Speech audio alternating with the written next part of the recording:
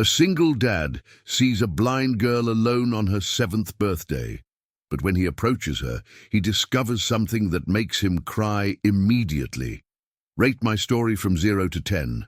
Your opinion is very important, and subscribe to my channel to support my work. I'm counting on your help.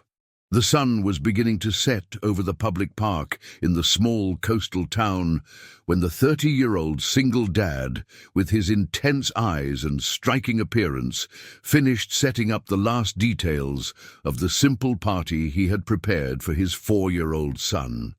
Colorful balloons fluttered, tied to the branches of the trees, and a makeshift table with a checkered tablecloth held a modest cake decorated with candles that danced in the sea breeze. The boy ran among the other invited children, his laughter echoing across the lawn, as his father watched with a tired smile, remembering how difficult it had been to scrape together enough money for this small celebration. It was then that his eyes caught an image that made his heart clench immediately. Under a distant tree, almost hidden in the shadows of the dusk, sat a girl alone. She wore a threadbare dress that had once been white, but now showed stains and tears that told tales of deprivation. In her small, trembling hands, she held a deflated pink balloon, as if it were her only treasure in the world. The first impression was that the child was only 2 years old, so small and fragile she seemed, almost as if the wind could carry her away at any moment. But as he approached, he realized that she was actually 4 years old, the same age as his son. What disturbed him most were her eyes, completely vacant, moving through the air without focusing on anything, while silent tears streamed down her thin cheeks, leaving shiny trails on her dirty skin. "Are you okay, sweetheart?" he asked, kneeling in front of her carefully so as not to frighten her. The girl turned her face in the direction of his voice, but her eyes continued to wander.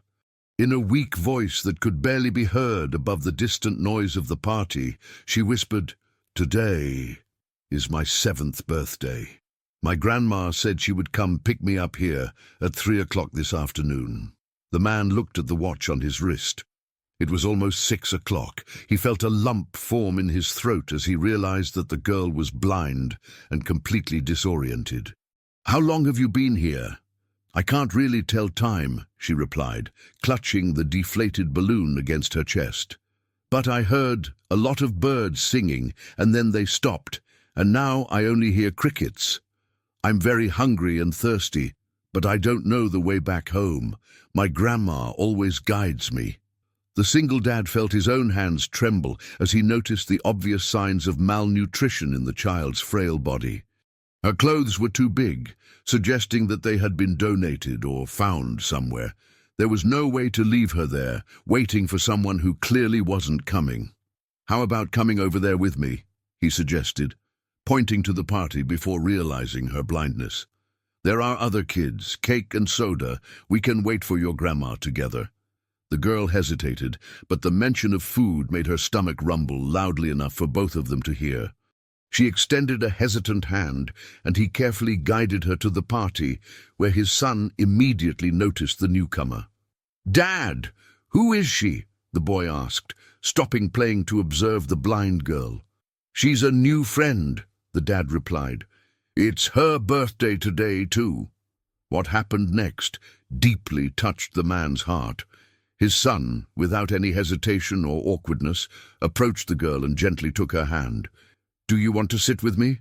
I can tell you what the cake is like. It's all blue with yellow stars." For the next 2 hours, the single dad watched fascinated as the two children connected in a natural and pure way. His son described everything around him to the blind girl, the colors of the balloons, the shape of the clouds, how the other children were playing. He shared his own piece of cake with her, carefully guided her through the toys, and created games that she could participate in using only touch and hearing. "Oh, where do you live?" asked the dad, as the party came to an end and the other guests began to leave. The girl described a place that she knew only through sounds and smells, the constant noise of trucks on the nearby highway, the smell of burning trash, the sound of hammering coming from an auto repair shop. She spoke of a small shack made of wood and tarp, where she slept with her grandma on a mattress on the floor. "My grandma works collecting things that people throw away," the child explained with a heartbreaking innocence. "She says that when we save enough money, we're going to have a real house with walls that don't let the wind in." The man knew that area. It was the most neglected part of town, where people in extreme vulnerability built makeshift shelters on abandoned lots. It was a place that most residents preferred to pretend didn't exist. "I've never celebrated a birthday before," the girl continued, still holding the deflated balloon. "I found this balloon in the trash yesterday, and I thought maybe it could be my present. My grandma said that normal people have parties when they have birthdays." Those words hit the single dad like a punch to the gut.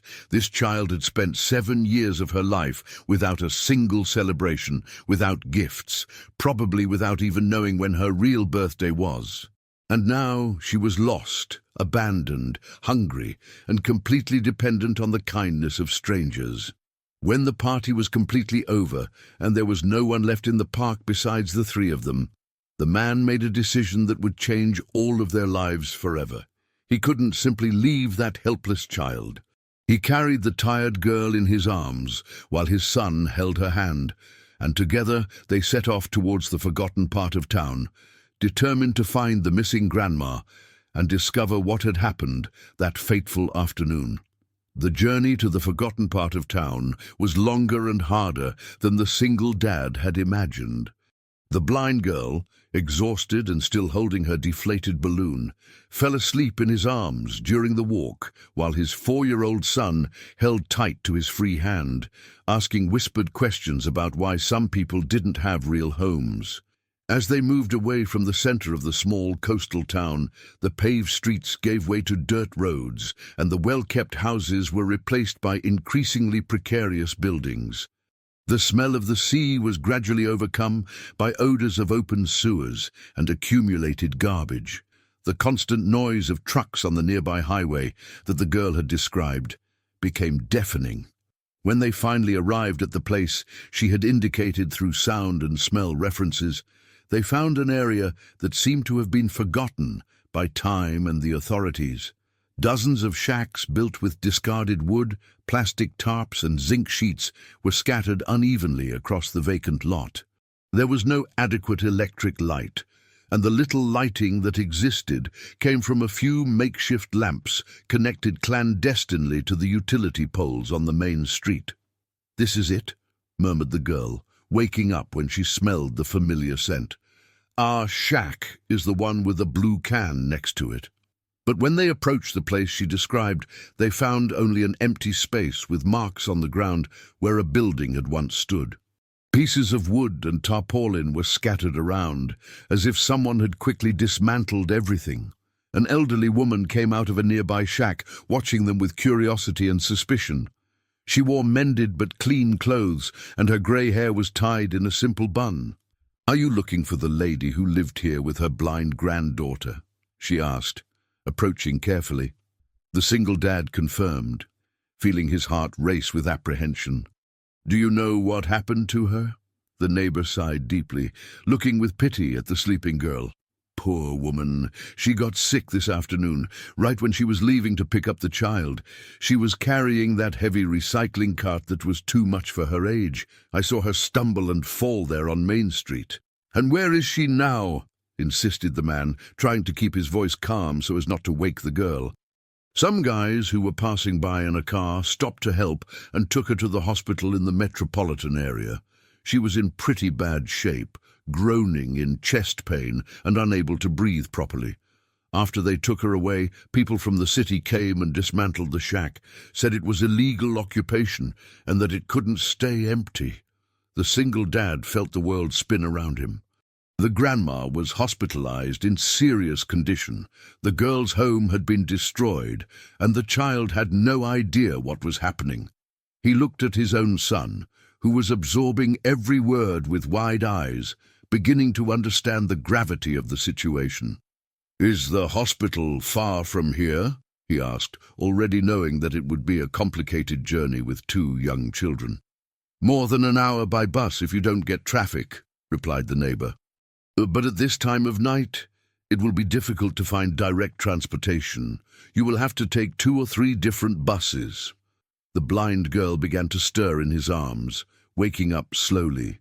When she realized where they were through the familiar sounds, her voice became anxious. "Did we get home? Where's my grandma? Why can't I smell our shack?" The single dad took a deep breath, knowing that he needed to be honest, but careful. He knelt down and held the child's small hands. "Your grandma isn't feeling well and needed to go to the hospital. We're going to visit her, okay?" The girl's face twisted in fear and confusion. "Hospital? Is she going to be okay? Where are we going to sleep tonight? I can't be alone. I can't see anything."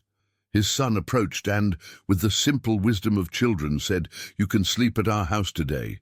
My dad always takes care of me when I get scared." The journey to the hospital was an ordeal that tested all the single dad's determination. 3 crowded buses, 2 tired and hungry children, and the constant worry about the grandma's condition. The blind girl clung to him tightly, frightened by the strange sounds and movements of the public transportation that she had rarely experienced. The municipal hospital in the metropolitan area was an imposing but visibly overburdened building. Corridors crowded with people waiting for care, gurneys occupying spaces in the hallways, and employees running back and forth amid the controlled chaos that characterizes the public health system. The search for the grandma was time-consuming and frustrating. The single dad carried the blind girl while his son clung to his shirt, and together they walked floors, lined up at information counters, and waited for answers that were slow to arrive. Overworked nurses tried to help, but the number of patients made everything slower. Finally, after 2 hours of searching, a middle-aged nurse with a tired but compassionate look directed them to the coronary unit. "The lady was admitted with acute heart failure," she explained. "She is stable at the moment, but her condition is serious." When they finally managed to see the grandma, the single dad's heart broke. The 60-year-old woman looked like she was 80, connected to various devices that monitored her vital signs. Her skin was pale, and her hands, once calloused by hard work, rested weakly on the hospital sheets. The blind girl approached the bed, guided by the sound of the machines and the smell of medicines. "Grandma, are you there? Why aren't you talking to me?" The grandma opened her eyes slowly, and upon recognizing her granddaughter's voice, tears began to flow. Her voice came out weak and hoarse. "My dear granddaughter, forgive your grandma for not picking you up. My heart couldn't take it anymore." A young doctor approached and, with delicacy, explained the situation. The woman's heart was severely weakened by years of overwork, poor diet, and lack of adequate medical care. She would need months of treatment, absolute rest, and expensive medications. More importantly, she would not be able to care for a child for a long time. "What about the girl?" asked the doctor, observing the blind child holding the grandma's hand. "Does she have other relatives?" The grandma shook her head weakly. "It's just the 2 of us. Her parents are gone since she was a baby. I'm all she has." It was then that the hospital social worker appeared, a woman in her 30s with a professional appearance but a gentle look. She explained that, given the circumstances, it would be necessary to refer the girl to a temporary shelter while the grandma recovered. "No!" cried the blind child, desperately clinging to the grandma's bed. "I don't want to go to a strange place. I don't know anyone there." "How am I going to know where I am if I can't see?" The despair in the girl's voice echoed through the room, and the single dad felt as if his own heart were being squeezed. He looked at his son, who watched everything with tearful eyes, then at the grandma, who was crying silently, and finally at the terrified child who was clinging to what remained of her only family. Without fully thinking about the consequences, the words came out of his mouth. "She can stay with me temporarily until her grandma recovers." Everyone in the room turned to look at him. The social worker frowned, clearly surprised. "Sir, this is a very big responsibility. Do you have the financial conditions and structure to take care of a child with special needs? He thought of his simple house, his uncertain work as a freelance carpenter, his limited savings. He thought of the challenges of caring for a blind child without any experience. But then he looked again at the desperate girl and knew he couldn't abandon her. "I'll figure it out," he replied, with a determination that surprised even himself. "She can't go to a place where she doesn't know anyone. That's not right." The first few weeks with the blind girl were much more challenging than the single dad had imagined. His simple house, which had previously seemed adequate for him and his son, now revealed obstacles in every corner. The child constantly stumbled over furniture, knocked over objects, and was startled by any unexpected noise. She had spent her entire life in a single controlled environment with her grandma, and now she was completely lost in a world that she couldn't visually map. The carpenter had to completely reorganize his routine.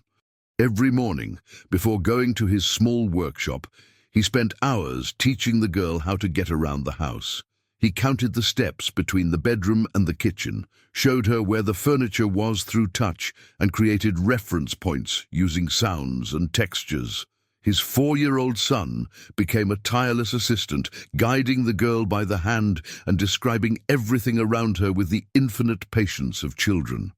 "The kitchen table has a sharp corner that hurts if you bump into it," the boy explained, guiding the blind girl's hand around the furniture. "And here's a soft rug where you can sit if you want to rest." But the biggest challenge wasn't physical. It was emotional. The girl woke up crying every night, calling for her grandma, lost in nightmares where she found herself alone in a world of complete darkness. She refused to eat most of the food offered, accustomed only to the simple food she shared with her grandma. Any change in routine terrified her. The single dad's work began to suffer the consequences immediately. His workshop was in a rented shed 15 minutes from home, where he created custom furniture for a modest but loyal clientele. Now he needed to return home several times a day to check if the children were okay, lost hours teaching the blind girl to perform basic tasks, and could no longer work late on urgent orders. "I need to finish this wardrobe by Friday," he muttered to himself, looking at the unfinished piece on his workbench. It was only Tuesday, but he was terribly behind. The client had ordered the piece for her daughter's wedding, and the delay could mean losing not only the payment, but also his reputation. During this period, the children created an extraordinary bond. His son developed a special sensitivity to the needs of the blind girl, anticipating her fears and creating games that she could participate in. He invented stories where the characters had superpowers through other senses, taught her simple songs, and created their own language of tactile signals to communicate. "When I touch your arm 3 times like this," the boy demonstrated, "it means there's something yummy to eat on the table. And when I hold your hand and shake it, it's because I want to play with you." The blind girl began to respond to this loving attention, and slowly her true personality emerged. She had a keen intelligence, compensating for her lack of vision, with an exceptional memory for sounds, and an impressive ability to create mental maps of her surroundings. She knew exactly how many steps there were between each room in the house and recognized people by their unique footsteps. But the single dad's financial situation was deteriorating rapidly. The rent for the workshop cost a significant amount of his tight budget, and now he needed to buy more food, appropriate clothes for the girl, and deal with medical expenses for the regular checkups she needed. His savings, which were already scarce, dwindled every week. The first major crisis arrived on a rainy Thursday. The owner of the shed, where his workshop was located, a ruthless middle-aged businessman known in the area for exploiting small merchants, appeared with a stern expression and documents in his hand. 3 weeks overdue on the rent," he said, slamming the papers on the workbench. "This has never happened before." "Are you having financial problems?" The carpenter tried to explain his situation, told him about the unexpected responsibility he had taken on, but the owner showed no compassion. He was a man who saw only numbers and profits, someone who had built his wealth charging exorbitant prices to people who had no alternatives. "I'm not interested in your personal stories," the owner cut him off. "I want the full payment by Tuesday of next week, or you lose the workshop. And don't think about taking the larger tools. They stay as collateral for the debt." That night, the single dad stayed awake until late, making desperate calculations on scraps of paper. Even selling the custom piece he was making, the money wouldn't be enough to pay the overdue rent. He looked at the two children sleeping together in the bedroom, the blind girl holding his son's hand tightly, and felt the overwhelming weight of the responsibility he had taken on. He decided to work all night to speed up production. Every early morning, after putting the children to sleep, he returned to the workshop and worked under the dim light of old lamps, forcing his eyes and muscles beyond their limit. Coffee became his constant companion, and his hands began to tremble with exhaustion. The quality of his work, however, began to decline. The lack of sleep and constant stress affected his concentration, and small mistakes began to appear in his pieces. An important client, owner of a furniture store who used to place regular orders, returned a cabinet because of problems with the fitting of the doors. "This isn't up to your usual standard," the client said, clearly disappointed. "I've always trusted the quality of your work, but this cabinet has obvious defects. I'm going to have to cancel the next orders until you sort out your problems." The loss of that client represented a devastating blow. Not only was the payment for the returned piece cancelled, but also 3 future orders that were already scheduled. The single dad calculated that he had lost more than 2 months of guaranteed work. It was at this moment of despair that an unexpected light appeared in his life. The teacher at the public school where his son studied, a dedicated educator in her 30s with kind eyes and a genuine smile, began to notice changes in the boy's behavior. He arrived at school tired, sometimes with unironed clothes, and showed unusual concern for a child his age. "Your son has been talking a lot about a girl who lives with you now," the teacher said during a conversation at the end of an afternoon. "He seems very mature for his age, as if he is carrying responsibilities that he shouldn't have." The single dad, embarrassed but needing someone to talk to, told her the whole story. The teacher listened attentively, without judgment, and when he finished, she remained silent for a few moments, processing everything she had heard. "Can I meet this girl?" she asked finally. "I've been working in special education for a few years, and maybe I can help." The teacher's first visit to the carpenter's simple house was revealing. She observed how the blind girl moved through the environment, noted her keen intelligence, and realized the immense potential that was being wasted due to a lack of appropriate stimulation. The child had never attended school, never received any kind of formal education or training to deal with her blindness. "She is extraordinarily intelligent," whispered the teacher to the single dad as they watched the girl teach his son to recognize different textures only by touch.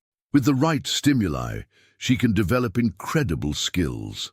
From that day on, the teacher began to visit the house regularly. She brought tactile educational materials that she bought with her own salary, spent her free afternoons teaching the blind girl to read in Braille, using improvised cards, and created exercises that developed her spatial orientation and independence. The changes in the child were dramatic. She began to move through the house with more confidence, learned to dress herself, and her natural curiosity blossomed under the appropriate educational attention. More importantly, she began to smile frequently, something that rarely happened since she arrived at the house. But the financial situation continued to deteriorate. The deadline given by the workshop owner was approaching rapidly, and the single dad still hadn't been able to raise the necessary money. He considered selling his most valuable tools, inherited from his deceased father, who'd been a carpenter before him, but he knew that without them he could no longer work. It was then that the second major crisis hit the family.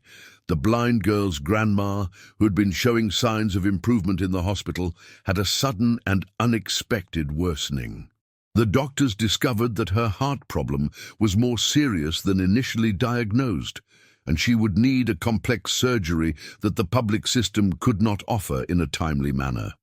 Without the surgery, she has a maximum of a few months, explained the cardiologist during a tense consultation. And even with the operation, there are years of treatment ahead. She will never be able to work or live independently again. The single dad left the hospital that day, knowing that his life had changed permanently. The blind girl would not be returning to her grandma in a few weeks as he had hoped. She had become his responsibility definitively, and he wasn't even sure if he could keep his workshop running for another week.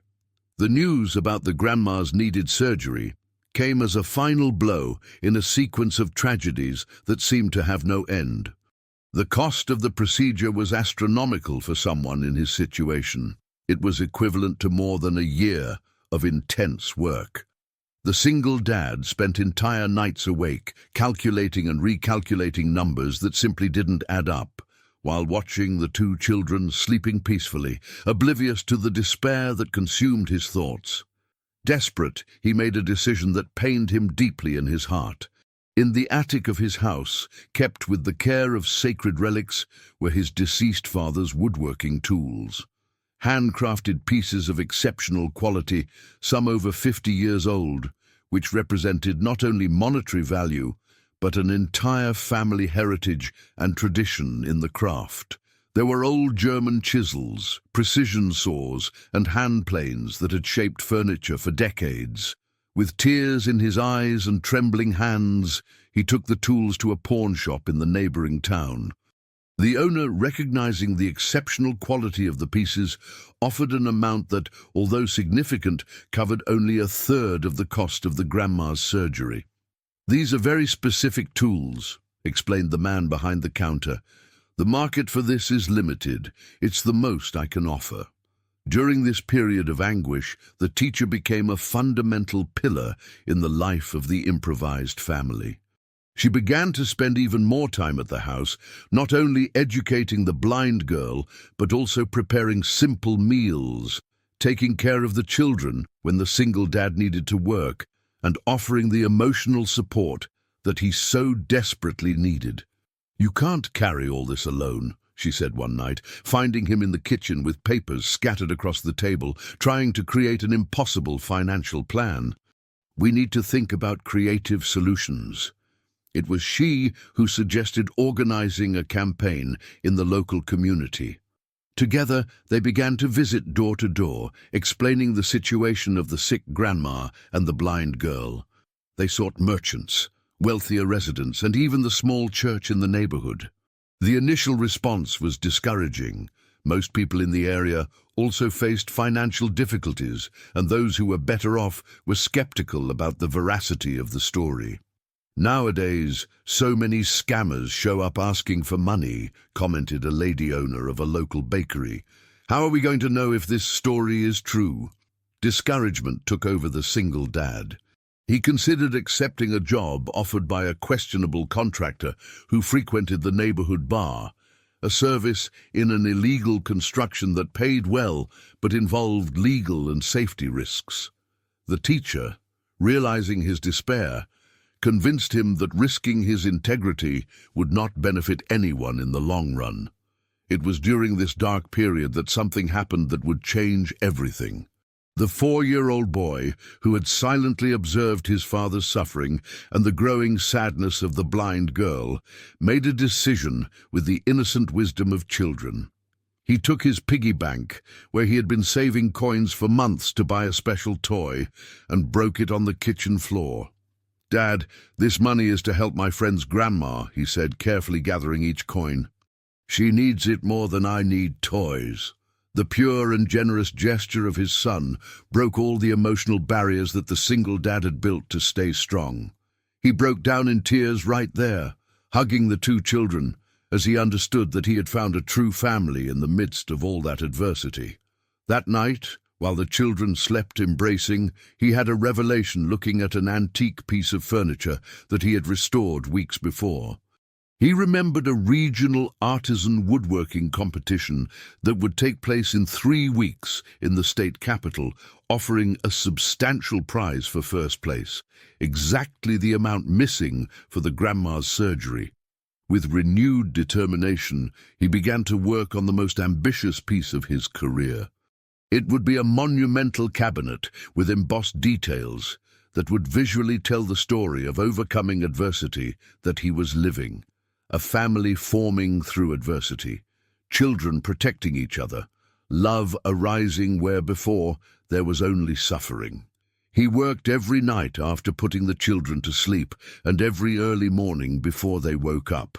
The teacher, seeing his increasing exhaustion, assumed more responsibilities with the children, and slowly a genuine partnership formed between them based on mutual respect and shared purpose. A week before the competition, tragedy knocked on their door again. The greedy owner of the shed showed up with a court officer and executed the eviction, locking the workshop and confiscating some tools as collateral for the overdue rent. The single dad was left without access to the space and the equipment needed to finish his masterpiece. But the community that had previously seemed indifferent began to show its true face. Neighbors who had been touched by the family's persistence offered practical help. A retiree lent his garage, another brought old tools, and slowly a support network formed around them. The blind girl, sensing the tension through the sounds and the altered energy around her, began to have more frequent nightmares. But her bond with the 4-year-old boy grew even stronger, and he became her emotional anchor, inventing reassuring stories and offering constant affection. 3 days before the competition, another calamity struck the family. The single dad, working exhaustedly in the early morning hours, suffered a serious accident with a power saw and deeply injured his right hand. The doctor at the clinic was clear: he should keep his hand completely immobilized for at least 2 weeks.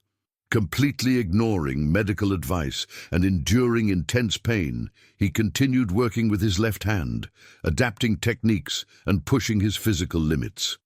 The teacher made makeshift bandages and tried to convince him to give up, but he was determined not to abandon the only real chance they had. The piece was finished on the eve of the competition, but the transportation to the capital was an odyssey. During the trip on an old bus, the cabinet suffered damage in one corner, and he spent the whole night in a cheap hostel repairing the defect with materials borrowed from other competitors who were moved by his story. On the day of the competition, held at a convention center in the capital, he felt completely out of place among experienced carpenters with far superior resources. His piece, although technically imperfect due to the precarious conditions in which it was created, emanated an emotional authenticity that was impossible to ignore. During the evaluation, the judges asked technical questions that he had difficulty answering using appropriate terminology. Without formal academic training, he realized from their looks that he was being mentally disqualified. But one of the judges, a 60-year-old experienced craftsman, noticed something special in the piece and insisted on a second evaluation. When they announced the results, his name was not called among the top 3 places. The defeat seemed definitive, and he was already planning how he would explain to the children that he had failed. But then the elderly judge took the stage and announced a special honorable mention, recognizing the soul and the story embodied in his work with a prize that, although smaller than the first place, was exactly what was missing to complete the cost of the surgery. The return to town was unexpectedly triumphant. The story of his participation had spread through a report in the local newspaper, and residents who had previously seemed indifferent began to show up with help. A local businessman, owner of a building supply store, offered to pay any remaining difference in exchange for exclusive pieces for his store. The grandma's surgery was successfully performed at a private hospital in the metropolitan area. During the long hours of waiting, the single dad, the teacher, and the two children remained together, united by ties that transcended blood or legal documents. The grandma's recovery was slow but consistent. When she was finally able to receive regular visits, an emotional conversation changed everything again. Recognizing the deep bond that had formed, she suggested that the girl continue living with her new family, at least until she was more independent. Months later, during a routine checkup, an ophthalmologist discovered that the girl's blindness was not completely irreversible. A severe congenital cataract could be treated through delicate surgery, with the possibility of partially restoring her vision. The businessman, who had become a friend of the family, financed the procedure. On the day of removing the bandages, in the small ophthalmology clinic, the whole family was present. When the doctor carefully unwrapped the gauze, revealing sensitive eyes that blinked under the light, the girl saw for the first time the faces of the people who loved her. Her first words upon seeing the world were of pure astonishment. "You are even more beautiful than I imagined from your hugs." Tears flowed freely as she described the colors she never imagined existed. In that moment of visual revelation, everyone understood that every difficulty, every moment of despair had been necessary to reach that moment of complete transformation. The teacher, who had become an inseparable part of the family, formalized her union with the carpenter in a simple ceremony in the same park where it had all begun. The grandma, recovered, moved into an adapted room in the expanded house. The two children grew up as true siblings, and the girl who could now see developed rapidly, attending school and discovering a world of possibilities that had previously seemed unattainable. Years later, when they looked back, everyone agreed that that lonely birthday under the tree had been not the end of a sad story, but the beginning of an extraordinary journey that proved that true families are built with love, sacrifice, and determination, regardless of how they begin. If you liked this video, please subscribe to my channel. I promise to bring videos every day that will make your life happier. Comment on what you thought of my story, giving a rating from 0 to 10, and thank you very much.